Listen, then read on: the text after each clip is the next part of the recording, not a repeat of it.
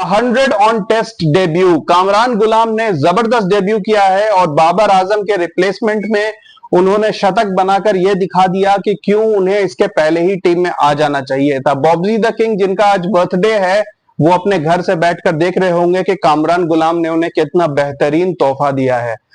कामरान गुलाम जब बैटिंग करने आए तो पाकिस्तान का स्कोर था 19 पे 2। आप इमेजिन कर सकते हो कि कितना ज्यादा प्रेशर होगा कामरान गुलाम पे। एक तो वो बाबर आजम को रिप्लेस कर रहे हैं जिनका फैन क्लब आप सबको पता है कि कितना टारगेट करता है। कामरान गुलाम के कल जब प्रैक्टिस की वीडियो आई थी उसके ऊपर काफी कमेंट्स आए थे कि 0 पे आउट होगा, इतने प्रैक्टिस का कोई फायदा नहीं, तो बाबर आजम के धूल के बराबर नहीं है, उसके जूते के बराबर नहीं है, पाकिस्तान जीत नहीं सकती और बहुत सारी बातें रखी गई थी। कामरान गुलाम को काफी हेटरेड मिल रही थी सोशल मीडिया पे, इन शॉर्ट अगर आपको बताऊं तो।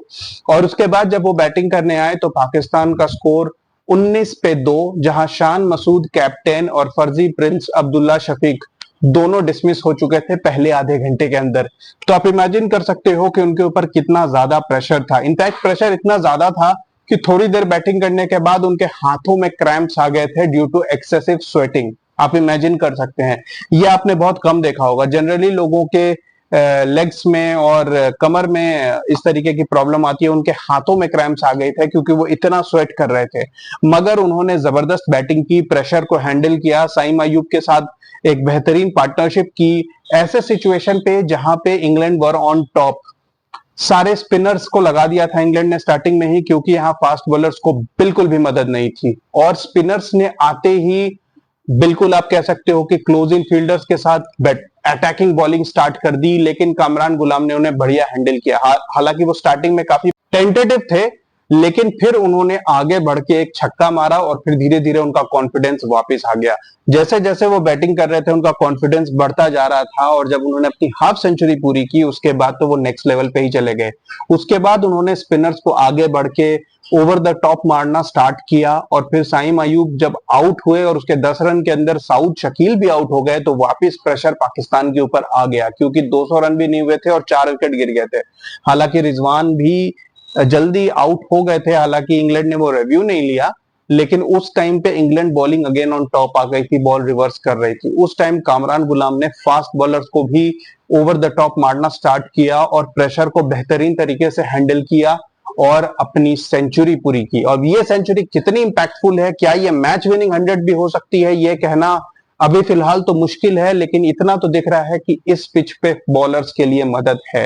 रिवर्स भी हो रही है क्योंकि पुरानी पिच है और धूल ज्यादा है इस पिच पे, डस्टी पिच है, तो उसकी वजह से बॉल रिवर्स भी हो रही है। साथ साथ स्पिनर्स को तो मदद है ही क्योंकि सेम पिच रीयूज हो रही है, तो एक तरीके से ये छठा दिन है उस पिच का, तो अच्छी खासी मदद है स्पिनर्स को। इतना भी ज्यादा ब्रेक नहीं हो रहा कि अनप्लेएबल है, लेकिन डेफिनेटली हेल्प है। तो जहां पर डे 1 में इतनी हेल्प है वहां पर आप समझ सकते हैं कि डे 2 डे 3 में स्पिनर्स कितने ऑन टॉप हो सकते हैं।